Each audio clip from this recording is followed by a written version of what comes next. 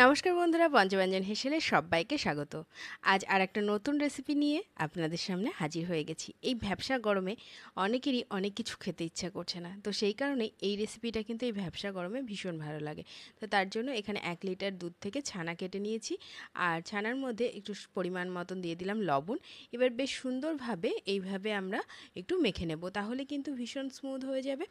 আর তার সঙ্গে সঙ্গে যেটা করেছিলাম বন্ধুরা, সেটা হচ্ছে এই ছানাটা হওয়ার পরে একটু জল দিয়ে ধুয়ে রেখেছিলাম, তাতে এই ছানাটা ঠিক এরকম স্মুথ ভাবটা চলে আসে। তো এবার এই ছানাটাকে বেশ সুন্দরভাবে মাখা হয়ে গেছে, এর মধ্যে কটা উপকরণ দিয়ে দিচ্ছি, কালো জিরে, আর তার সঙ্গে দিয়ে দেবো এখানে একটু কোচানো লঙ্কা। লঙ্কাটা অবশ্যই আপনারা আপনাদের স্বাদ অনুসারে দেবেন। আর তার সঙ্গে দিয়ে দিলাম এই যে 1 চামচেরও কম ময়দা। ছানাটাতে যত জল আপনারা নিংড়ে রাখতে পারবেন ততটাই কিন্তু এখানে কিন্তু ময়দাটা কম লাগবে, আর তাতেই কিন্তু বেশি টেস্ট হবে। আর যত মেখে নেবেন ভেতরটা কিন্তু ততটাই ফাঁপা ফাঁপা হবে। এবার ঠিক এইভাবে গোল গোল করে, যেরকম মিষ্টি করে আর কি বা বড়া করে, ঠিক সেইভাবে আমরা এইভাবে গোল গোল করে এরকমভাবে আমরা গোল গোল করেই আমি এখানে সাইজটা করছি। যেহেতু ছানার ডালনা করছি, ডালনাতে আমি সবসময় এরকম গোল গোল করেই দিই, তাতে বেশ সুন্দর ফোলে এবং পুরো বলের মতন বড়াগুলোও হয়। তো এইভাবে আমি সমস্ত বড়াগুলোই তৈরি করে ফেলেছি। ছানার যে বড়াগুলো হবে, একটা আবার ভেঙেও গেছিলো, একটু ঠিক করে নিলাম। এদিকে কিন্তু তেলটা একদম গরম হয়ে গেছে, আর এই সময় কিন্তু মানে গ্যাসের ফ্লেমটা কিন্তু অবশ্যই আপনারা হাই রাখবেন, তাতেই কিন্তু বেশি ভালো হয়। আর তাতে বেশ সুন্দরভাবে উপরটাও ফোলে এবং ভেতরটাও ভীষণ ফাঁপা হয়। তারপরে দেখুন কত সুন্দর গোল গোল হয়েছে এবং ভাজাটাও কত সুন্দর হয়েছে। এবার এই বড়াগুলোকে ঠিক এইভাবে উল্টে পাল্টে বেশ সুন্দরভাবে ভেজে আমরা তুলে রেখে দিচ্ছি। এবার এই তেলের মধ্যেই আজকে একটু পটল দিয়ে করছি। তো পটলগুলোকে এইভাবে কেটে নিয়েছিলাম 4 ফালি করে, একটু একটু খোসাও রেখেছি, আবার খোসাটাকে ছাড়িয়েওছি। এটাকে সামান্য পরিমাণ লবণ দিয়ে, শুধু লবণ দিয়েই কিন্তু ভাজবো। এই পটলে কিন্তু আমি কোনো সময় ভাজার সময় হলুদটা দিই না, সেক্ষেত্রে কড়াইয়ে লেগে যায় বারবার। ভাজাটা এতেই কিন্তু বেশি ভালো হয়। তারপরে বেশ সুন্দরভাবে ভাজা হয়ে গেলে পটলগুলোকেও তুলে রাখবো, আর এই তেলের মধ্যেই কিন্তু আমরা আলুগুলোকেও কিন্তু ভেজে নেব। এই যে এই ভ্যাপসা গরমের মধ্যে সবসময় কিন্তু আমাদের একটু হালকা পাতলা খেতে ভালো লাগে, তো সেই কারণেই এই আলু পটল দিয়ে ছানার ডালনাটা কিন্তু এই সময় খুব ভালো লাগে।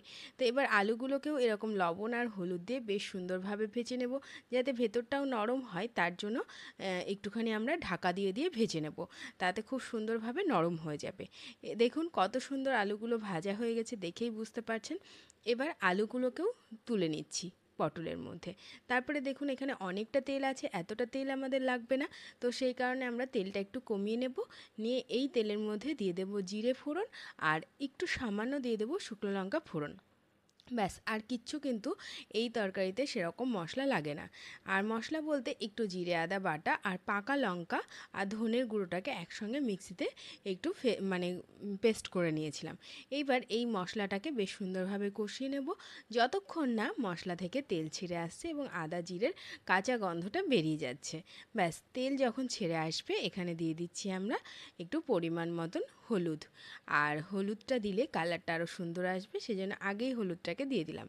তারপরে পটল আর আলুটা, ভেজে রাখা যে পটল আর আলু ছিল সেটাকেও দিয়ে বেশ সুন্দরভাবে একটু কষিয়ে নেব। আর মিক্সির বাটিতে যে মশলাটুকু লেগে আছে সেটাকে একটু জল দিয়ে রেখেছি, সেই জলটা দিয়ে একটু সামান্য পরিমাণ দিয়ে আবারও একটুখানি এই আলু আর পটলটাকে আর একটুখানি কষিয়ে নেব। তাতে কি হবে, আলু পটলের টেস্টটাও বাড়বে, আর তার সঙ্গে সঙ্গে মশলাটাও বেশ সুন্দরভাবে কিন্তু কষানো হয়ে যাবে।